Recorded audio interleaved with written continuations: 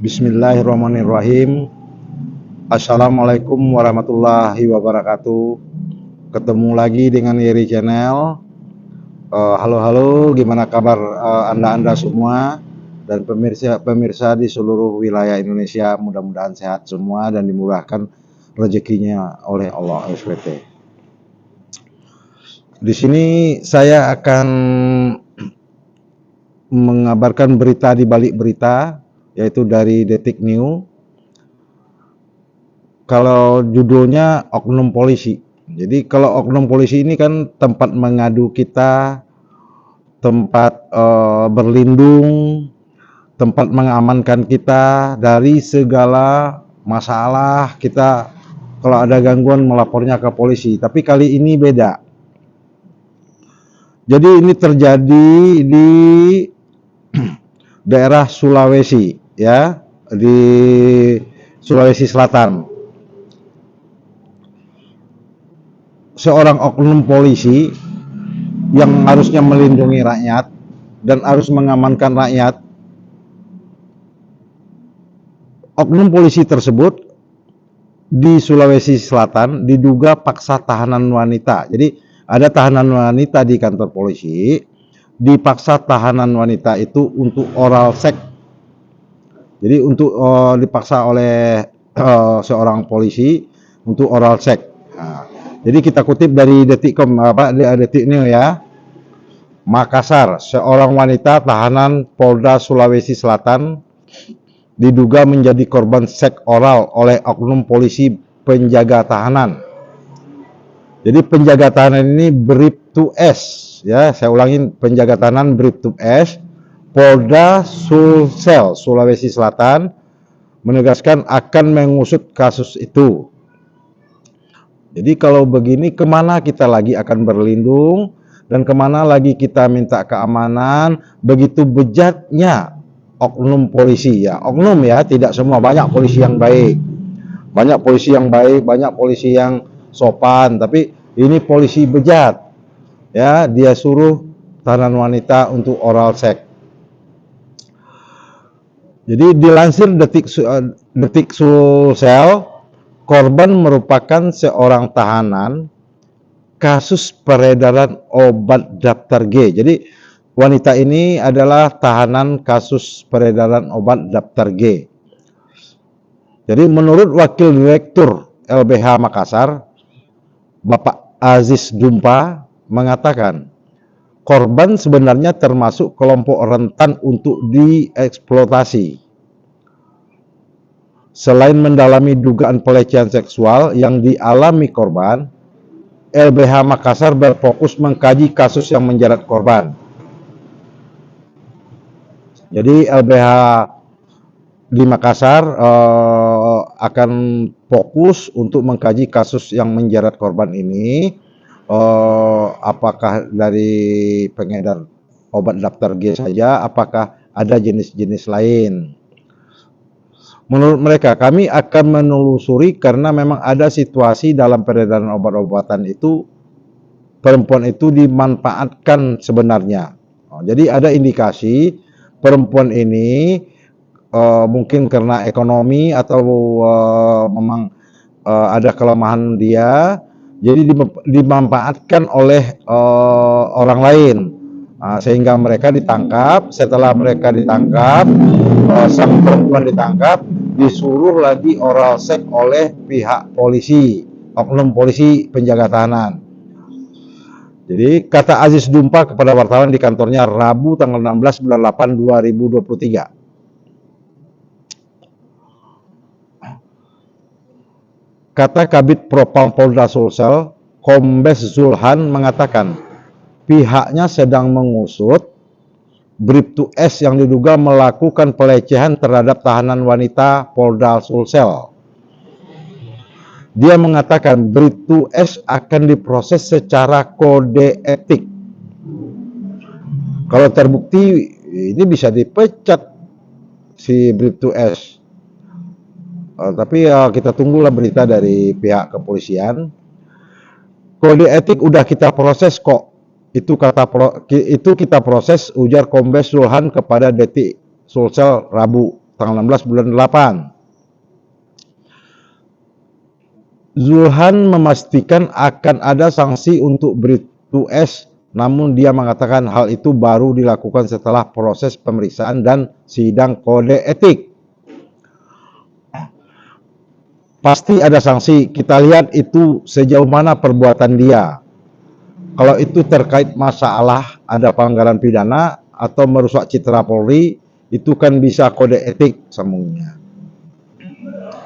Ya Pak Polri, Pak Kapolri yang merusak citra Polri ya dipecat dan ditahan. Terlalu banyak yang berbuat yang begini.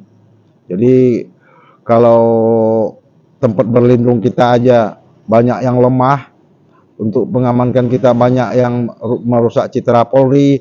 Ya Pak Polri, kami minta sebagai rakyat tolong dipecat dan tolong proses hukumnya jangan ditutup-tutupin. Jangan polisinya anak Bapak Jenderal, polisinya saudara Bapak Jenderal. Jangan tebang pilih Pak Kapolri, tolong diperiksa semaksimal mungkin dan diproses untuk selanjutnya bagaimana perkembangannya. Di sini ada lagi berita hangat yang mau saya beritakan. Ini hangat sekali beritanya nih. Bentar ya. Ini masih berita kriminal. Berita kriminal ini saya kutip dari jpnn.com. Jadi kalau dilihat dari ceritanya di sini, mantan pemilik panti rehabilitasi narkoba ditangkap polisi. Kasus bikin geleng-geleng.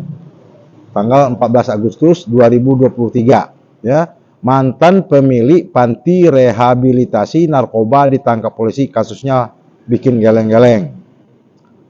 Kita ikutin ya.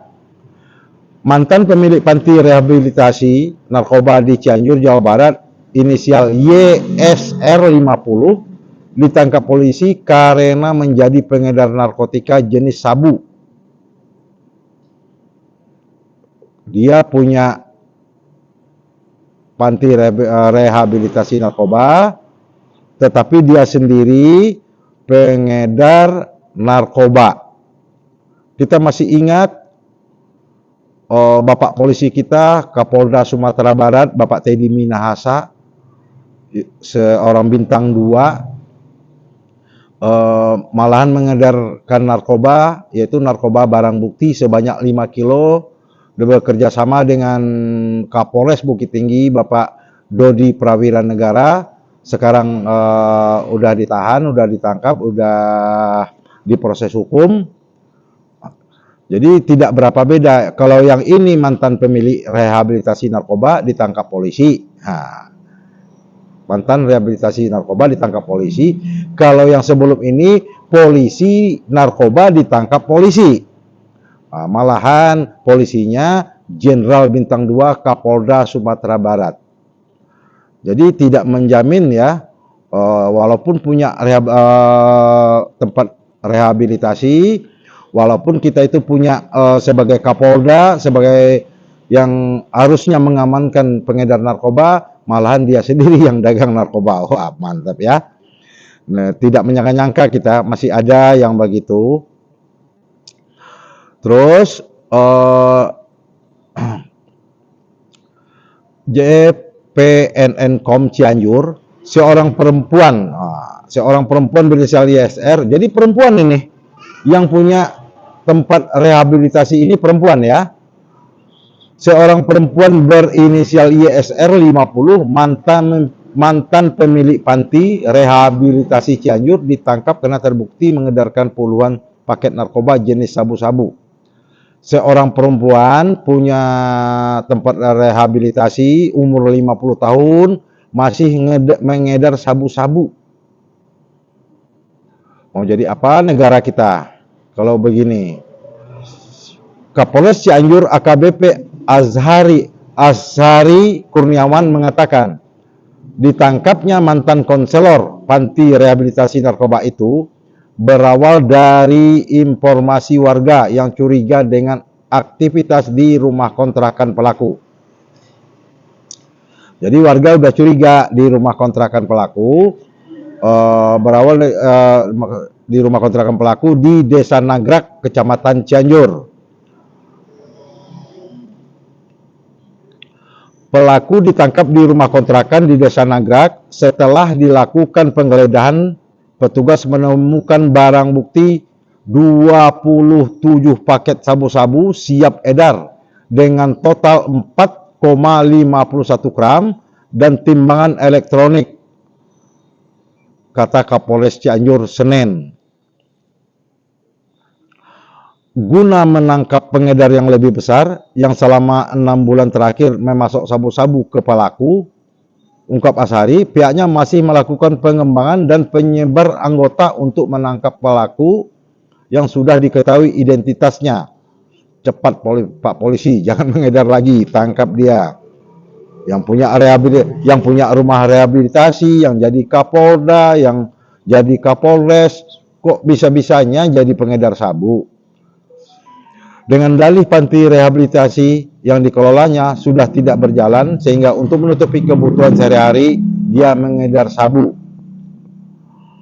Barang haram tersebut didapat dari bandar di Jakarta, yang identitasnya sudah kami kantongi. Pelaku biasanya mengedarkan sabu ke sejumlah wilayah Cianjur, seperti di kawasan Puncak, Cipanas, dan Cikalongkulon, katanya.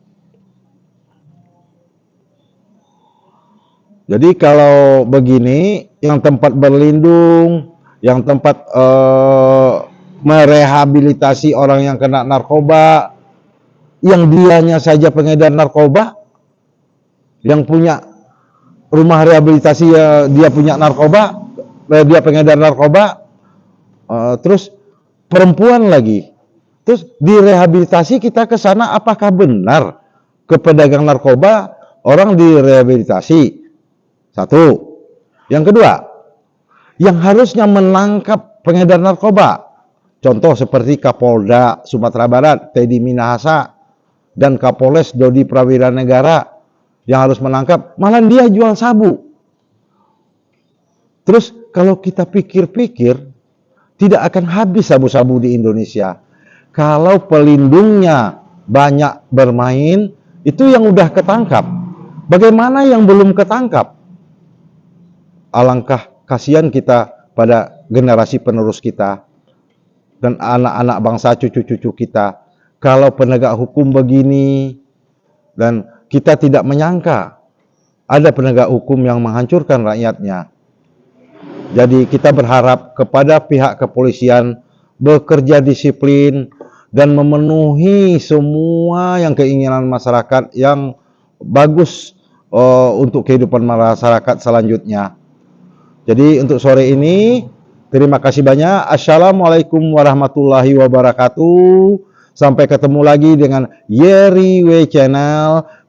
Kita doakan Anda-Anda dan pemirsa di seluruh Indonesia sehat selalu dan dimurahkan rezekinya. Jangan lupa like, komen, dan subscribe.